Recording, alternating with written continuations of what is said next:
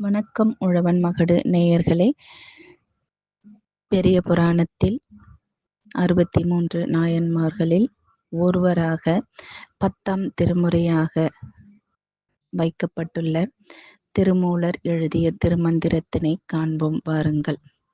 திருமூலர் இயற்றிய திருமந்திரம் திருமுறைகளில் இதுவே மிக பழமையானது. இந்நூலுக்கு வழங்கப்படும் வேறு பெயர்கள் திருமந்திர மாலை, தமிழ் 3000. சமுதாய சீர்திருத்த கருத்துக்கள் பல இதில் காணப்படுகின்றன. எடுத்துக்காட்டாக ஒன்றே குலம் ஒருவனே தேவன், இதையெல்லாம் சொல்லலாம். 63 நாயன்மார்களுள் ஒருவராக வைத்து எண்ணப்படுபவர். அதுவும் இவரது வரலாற்றை பெரிய புராணம் எடுத்து கூறுகின்றது. இவர்தான் தமிழ் சித்தர் வரிசையில் முதலில் வைத்து எண்ணப்படுபவர் ஆவார். இருண்ட காலத்தை சார்ந்த நூலாதலின், இருண்ட காலம்னா எதை சொல்லுவோம்? நீதி நூல் காலம், அற இலக்கிய காலம், களப்பிரர் காலம், அடுத்து சங்கம் அறிவிய காலம். இப்படிப்பட்ட இந்த காலத்தில் இருண்ட காலம் என்றும் அழைப்போம். அதை நான் வகுப்பில் கூட சொல்லி இருக்கின்றேன். 5 தலைப்புகளில் இடம்பெற்றிருக்கும். அந்த காலத்தில் இடம்பெற்றுள்ள நூல் இது. இந்நூல் முழுவதும் வெள்ளை கொச்சகம் என்னும் ஒரே வகைப்பாடலால் அமைந்துள்ளது. இந்த திருமந்திரத்தில் உருவகப் பாடல்கள் மிகுதியாக இடம்பெற்றுள்ளன. சான்றாக நான் வகுப்பில் கூட சொல்லியிருப்பேன். பார்ப்பான் அகத்திலே பார்ப்பசு 5 மெய்ப்பாரும் இன்றி பெரித்துத் திரிவன, மெய்ப்பாரும் உண்டாயின் வெறியும் அடங்கினால், பார்ப்பான் பசு 5 பாலாய்ச் சொரியுமே. இந்த பாடலின் பொருள் சுருக்கமாக கூறுகின்றேன். பார்க்கின்றவர்களின் கண்களுக்கு நம்முடைய உடலில் 5 பொறிகள் உண்டு. மெய், வாய், கண், மூக்கு, செவி. இந்த 5 அடக்குகின்ற வழி தெரியாமல், அதாவது தியானம், யோகா என்கின்ற இந்த கலைகள் தெரியாமல் இருந்தால் அது அதன் வழியில் சென்று கொண்டிருக்கும். அதனால்தான் மெய்ப்பாரும் உண்டாய வெறியும் அடங்கினால், அந்த வழியை நாம் அறிந்து கொண்டால் பார்ப்பான் பசு 5 பாலாய்ச் சொரியுமே.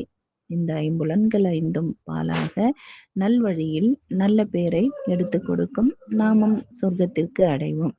இதுதான் இந்த திருமுறையில் உள்ள பாடல்களில் 10ஆம் திருமுறையான திருமந்திரத்தில் உள்ள பாடல்களில் ஒன்றினை சான்றாக கூறியுள்ளார். இப்பொழுது திருமந்திரத்தில் ஆசிரியர் குறிப்பு. இந்த திருமந்திரத்தின் ஆசிரியர் திருமூலர். இவர் திருமூல நாயனார் என்றும் வழங்கப்படுவார். வாழ்க்கையின் பல்வேறு நிலையாமையினையும் கண்டு தெளிந்த சான்றோர். திருக்கையிலையில் நந்தி தேவரின் திருவருள் பெற்ற சிவயோகியருள் ஒருவர். பெரும் சித்திகளும் கைவரப் பெற்ற இந்த சித்தர் திருவாவடுதுறை கோயிலில் உள்ள அரச மரத்தடியில் 3000 ஆண்டு காலம் யோகத்தில் இருந்ததாகவும், ஆண்டுக்கு ஒரு முறை கண் விழித்து ஒரு பாடல் வீதம் 3000 பாடல்கள் பாடியதாகவும் கூறப்படுகிறது. இந்த நூலினுடைய சிறப்பு, தமிழில் மெய்ப்பொருள் உணர்வினை விளக்கும் தொன்மையான இலக்கியங்களுள் இதுவே முழுமையான முதல் நூலாகும்.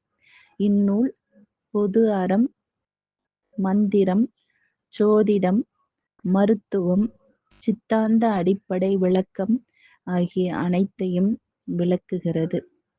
இந்த நூலினுடைய அமைப்பு, இந்நூலில் 9 தந்திரங்களும் 232 அதிகாரங்களும் அடங்கியுள்ளன. இவர் திருஞான சம்பந்தருக்கு காலத்தால் முற்பட்டவர் என்பதால் இவரது காலம் கிபி 5 அல்லது 6ஆம் நூற்றாண்டாக இருத்தல் வேண்டும். இந்த திருஞான சம்பந்தர் யாரு? தேவாரம் பாடிய மூவருள் முதலாம் அவர்னு சொல்லுவாங்க இல்லையா? அப்படி உமையம்மையின் முளைப்பாலை உண்டவர். அவர்தான் அவருக்கும் முன்னாடி தோன்றியவர் என்று கூறுகின்றார்கள். அப்படிப்பட்ட இவர் பாடிய பாடல்களில் வடச்சொற்கள் மிகுதியாக பயின்று வருகின்றன. சைவ சித்தாந்தம் என்ற தொடரை முதலில் இந்த திருமூலர் இயற்றிய திருமந்திரத்தில்தான் காண்கின்றோம். இதன் பாக்கள் பெரும்பாலும் மறைபொருள் செய்தியாக அமைந்துள்ளது. அதாவது இப்பொழுது பார்த்தோம் அல்லையா, பார்ப்பான் அகத்திலே பார்ப்ப செய்துண்டு, இப்படி பொருள் மறைபொருளாக இருந்து வாழ்விற்கு தேவையான இனிமையும் எளிமையும் ஆழமும் நிறைந்த பாடல்கள், நிலையாமை உண்மைகள், கள்ளுண்ணாமை முதலான வாழ்வியல் அறங்கள், அட்டமா சித்திகள், சோதிடம், சைவ உண்மைகள் முதலானவை எல்லாம் இந்த நூல்களில் காணப்படும். சைவ சித்தாந்தம், தத்துவமசி என்னும் சொற்கள் முதலில் திருமந்திரத்தில் காணப்படுகின்றன. அதே மாதிரிதான் முதலில் சைவ சித்தாந்தம் என்ற சொல்லும் தத்துவமசி என்ற சொல்லும் திருமந்திரத்தில் முதலில் பயன்படுத்தி இருப்பதை காண முடிகின்றது. இப்படிப்பட்ட இந்த திருமந்திரம் முன்னாடியே சொன்னேன் இல்லையா, திருஞான சம்பந்தர் திருவாவடுதுறைக்கு சென்றிருந்த பொழுது தனது அகத்துணர் காட்சியால் கொடிமரத்தின் கீழ் இருந்த திருமந்திரத்தை வெளிப்படுத்தினார் என்று கூறுகின்றார். தமிழ் இலக்கிய வரலாற்றினை எழுதிய முனைவர் பாக்கியமேரி அம்மா அவர்கள். அப்படிப்பட்ட இந்த திருமூலர் தேவார மூவர்க்கும், யார் யார் தேவார மூவர்? திருஞான சம்பந்தர், திருநாவுக்கரசர் என்று அழைக்கப்படுகின்ற அப்பர், சுந்தரர், இவர்கள் மூவருக்கும் திருமூலர் முற்பட்டவர் என கருதப்படுகின்றது. இவருடைய இந்த திருமந்திர பாடல்களில் சில சிறப்பான அடிகள் எல்லோரும் கேள்விப்பட்டிருப்போம். யான் பெற்ற இன்பம் பெருக இவ்வையகம், ஒன்றே குலம் ஒருவனே தேவன், அன்பும் சிவமும் இரண்டு என்ப அறிவிலார். இது போன்ற அழகிய அரிய தொடர்களையும் அரிய கருத்துக்களையும் தன்னகத்தை கொண்டு திகழும் இந்த திருமூலரின் திருமந்திரத்தை கண்டு மகிழ்ந்தோம். இன்னும் தொடர்ந்து கடப்பாட்டில் உங்கள் உழவன் மகடு முனைவர் சாரதா சுப்பிரமணி. நன்றி, வணக்கம்.